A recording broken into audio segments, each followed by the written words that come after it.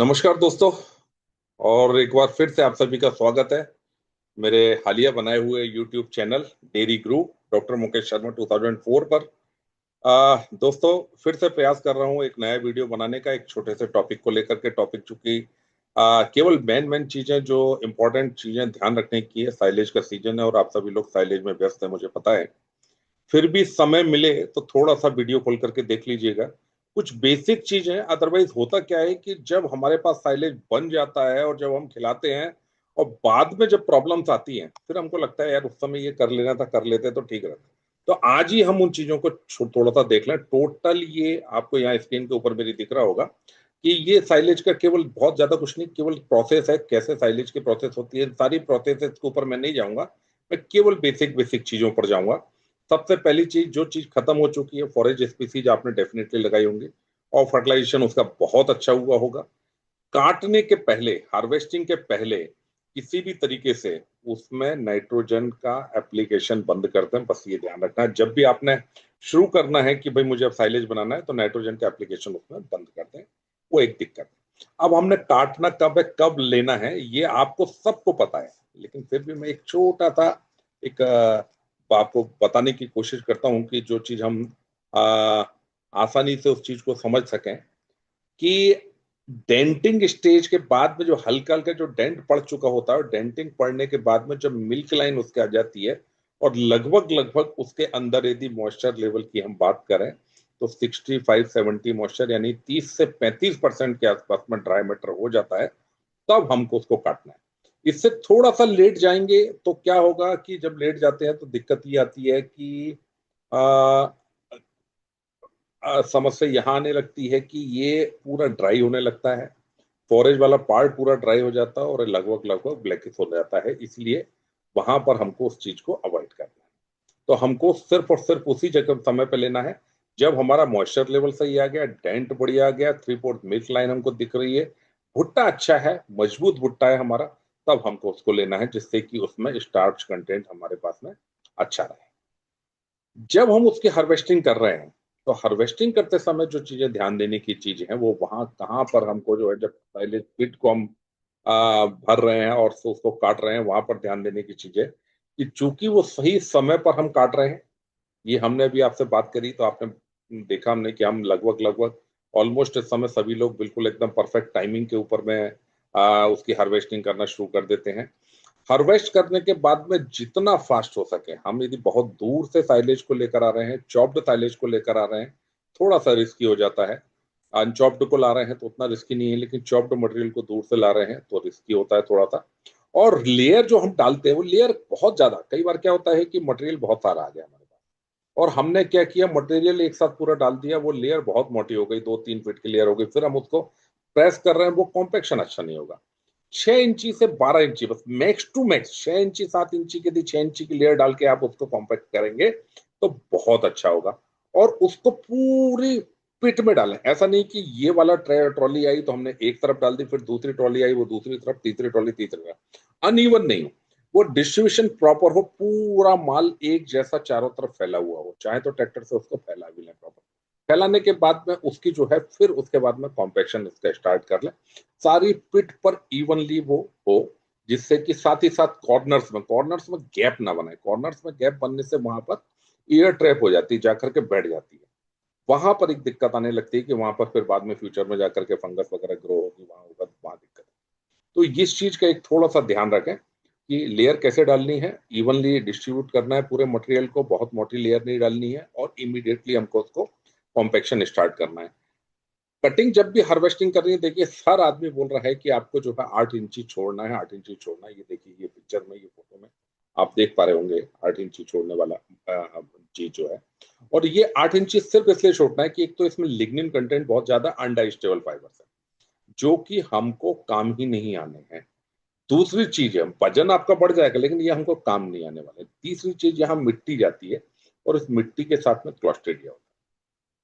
ये एक समस्या आती है, इसीलिए हमको कोशिश करना है कि इतना कम से कम 8 इंची हम नीचे से छोड़ दें। दूसरा हमने क्या करना है, जब हमारी चॉप साइज हो जाए, तो ये इस टाइप का, ये पेन स्टेट सेपरेटर्स बोलते हैं हम, ये जालियां बना भी सकते हैं आप और अवेलेबल भी है। आप पीडीएस के भी किसी व्यक्ति को बुला करके कराएंगे, उनके पास भी उपलब्ध है, या किसी कारगिल के या किसी भी कंपनी के बंदों के पास में आज की डेट में सब लगभग सबके पास में पेनिस्टेड सेपरेटर होता है। तो वो आपकी चॉप लेंथ जो है वो बड़ा मायने रखती है। बहुत बारीक नहीं होना चाहिए चॉप लेंथ और बहुत मोटा नहीं होना चाहिए। ये बड़ा इंपॉर्टेंट है। जब आप इसमें डाल करके देखते हैं तो आपने देखना है कि इसकी जो एवरेज है वो कितना कितना रहना चाहिए।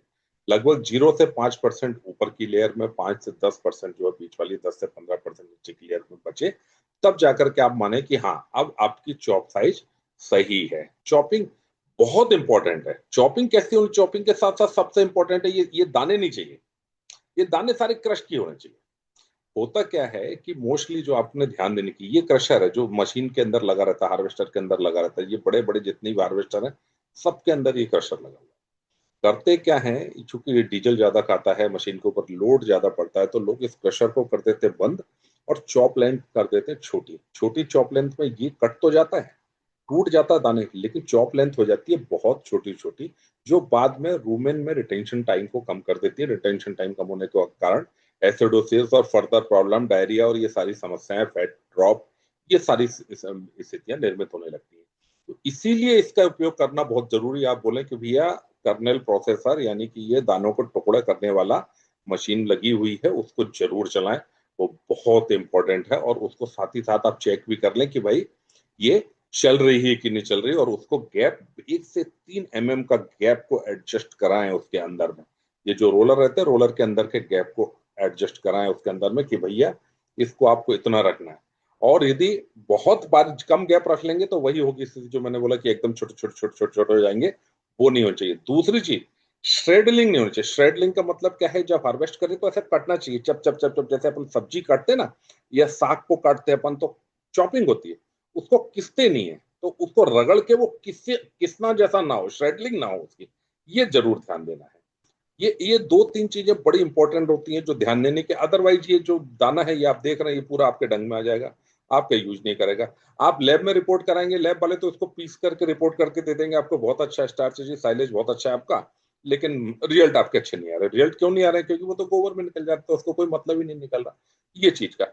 फिर इसके बाद आते हैं कॉम्पैक्शन। देखो सर, कॉम्पैक्शन जो है हमेशा हैवी व्हीकल्स के साथ करना चाहिए। व्हीकल्स यदि हैवी नहीं है तो बाहर की जगह में इस टाइप के रोलर्स का यूज कर लेते हैं। रोलर्स नहीं है तो कई जगह पे ऐसे टायर बांध करके भी उसका उपयोग करते हैं। ये इस टाइप के टायर्स बांध लेते हैं जिससे कि उसमें और ज्यादा वजन आ जाए। जितनी गाड़ी हैवी होगी उतना अच्छा है। साथ आपको क्या करना है कि जो वॉकिंग करनी है, जो ट्रैक्टर चलाना है, वो ट्रैक्टर हमेशा आपको एक से दूसरा डायरेक्शन, फिर नेक्स्ट ट्रिप में दूसरा डायरेक्शन, एक ही डायरेक्शन में ट्रेन गाड़ी नहीं चलाना है हमेशा, यहाँ से गए वहां उतरे, यहाँ से गए वहां उतरे, ऐसे गाड़ी डायरेक्शन में चलाना है। आपने ऐसे चलाए फिर आए, फिर आप उसको पलटी कर लो, फिर आप इधर से चलाओ, इधर से आओ, फिर पलटी कर लो, इधर से चलाओ। आपको हर बार उसको डायरेक्शन को चेंज करते रहना है, तब जाकर के स्थितियां आपकी जो है वो प्रॉपर तरीके से वो बनेगा आपका। ठीक है। तीसरा जो जो इम्पोर्टेंट जो पॉइंट होता है कि जो कॉम्पेक्शन के टाइम पे हम लोग थोड़ा सा कई बार क्या होता है भूल जाते हैं, या ध्यान से हट जाते हैं, या खाना खाने चले गए, या लेबर इधर उधर हो गए, तो हमने क्या करते हैं, हम बहुत डिले कर देते हैं। माल आके पड़ा हुआ है, सूख रहा है और उसको कॉम्पैक्ट नहीं करना है, ये नहीं करना है ना। उसको जैसे ही माल आया वैसे ही हमको उसको कॉम्पैक्ट करना है, वो बड़ा इंपॉर्टेंट पार्ट है। ठीक है ना।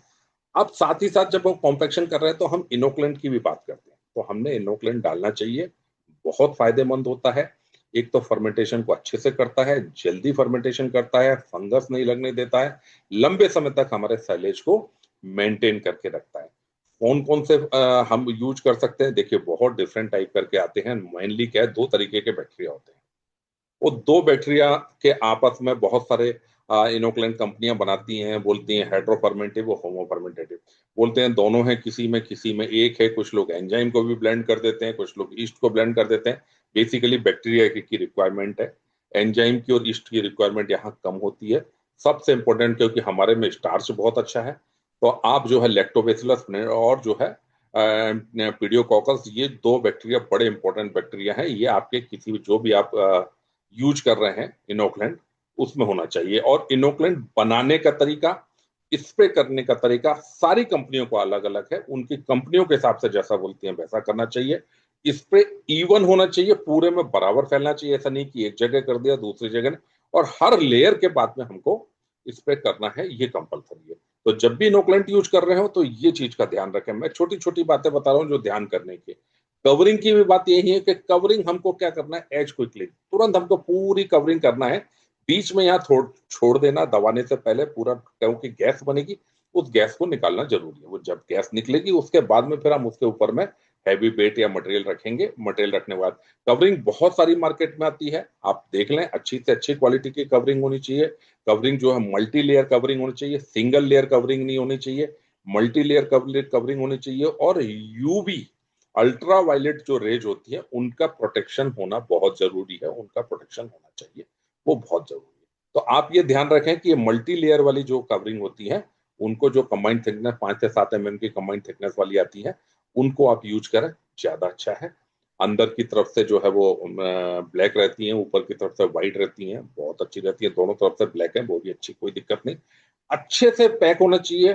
कॉर्नर से बहुत इंपॉर्टेंट है, दबाना भी कॉर्नर को बहुत अच्छे से, कॉम्पेक्शन, और कवर भी कॉर्नर को करना है बहुत अच्छे से, क्योंकि कॉर्नर हमेशा छूटते हैं, उनकी तरफ ध्यान नहीं जाता, वहां पर हमको ध्यान देना बहुत ज्यादा जरूरी है। क्योंकि साइलेज की फेज आपको पता है कि इन चीजों के ऊपर मैं बहुत कई बार बात हो चुकी है, और तो लगभग सब जानते हैं कि साइलेज की जो फेज होती है वो पहले एरोबिक फेज होगी, 2 से 3 दिन तक चलेगी, जितने भी बैक्टीरिया हैं वो सारा ऑक्सीजन कंज्यूम कर लेंगे, उसके बाद एनारोबिक, ये सबसे इंपॉर्टेंट फेज होती है जो सबसे लंबी चलती है। यहीं पर लैक्टिक एसिड बैक्टीरिया जो है वो एसिड प्रोड्यूस करते हैं और पीएच को डाउन करते हैं, मेचुरेशन कराते हैं वहां पर।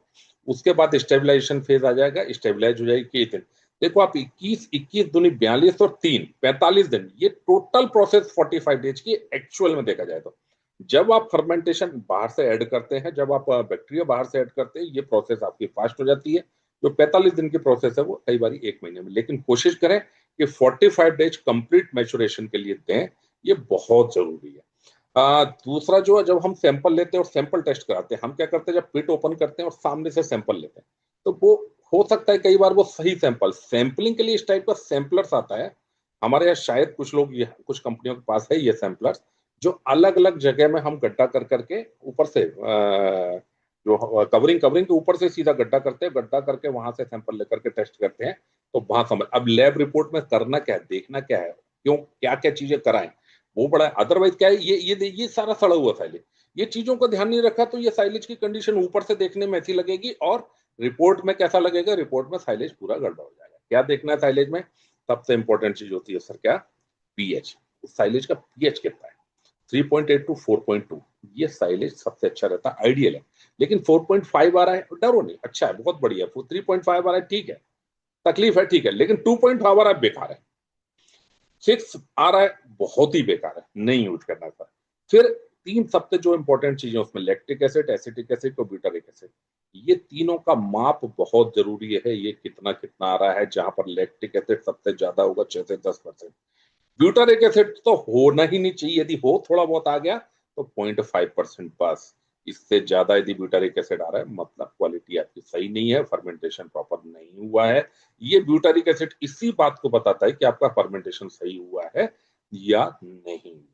एसिटिक एसिड आपका कितना स्टेबल है, कितने लंबे समय तक आप उसको रख सकते हैं, वो उसका प्रोसेस वो बताता है। ड्राई मैटर डेफिनेटली जो हमने डाला था उसमें से कुछ थोड़ा सा ड्राई मैटर और थोड़ा बहुत बढ़ेगा, बाकी डायमीटर लगभग लगभग होगा। एनडीएफ हमारा 45 टू 55 स्टैंडर्ड है, 45 से नीचे फाइबर की थोड़ी सी मात्रा कम है, हम बाहर से ऐड करके एडजस्ट कर लेंगे। इस एनडीएफ लेवल की जरूरत हमको पड़ती है अपने टीएमआर को एडजस्ट करने के लिए, फॉर्मुलेशन के लिए। लेकिन साइलेज क्वालिटी के लिए हमको जरूरत पड़ती है पीएच की और ये एसिड की। ये साइलेज की क्वालिटी कितनी अच्छी है बुरी है वो बताने के लिए। मोल्ड ईस्ट होना ही नहीं चाहिए, ठीक है ना, तो लेस देन, जो थोड़ा बहुत हल्का फुल्का हो गया, कहीं हो गया, वो होना चाहिए। अफ्लाटॉक्सिन 5 ppb से भी कम होना चाहिए। एसपीसी भी बहुत जरूरी है। हमको कभी भी जो है, यदि आपको कोई प्रॉब्लम आ रही है फार्म पर, तो साइलेज का भी बैक्टीरियल काउंट कराना चाहिए। साइलेज का जब बैक्टीरियल काउंट कराते हैं तो हमको पता चलता है उसमें कोलोस्ट्रिडिया कोई और ऐसा इस टाइप का बैक्टीरिया तो नहीं है, या कोलीफॉर्म तो नहीं है, कोई और बैक्टीरिया नहीं है। वैसे चांसेस बहुत कम होते हैं क्योंकि एसिडिक होता है, एसिडिक में लगभग सारे बैक्टीरिया मर जाते हैं।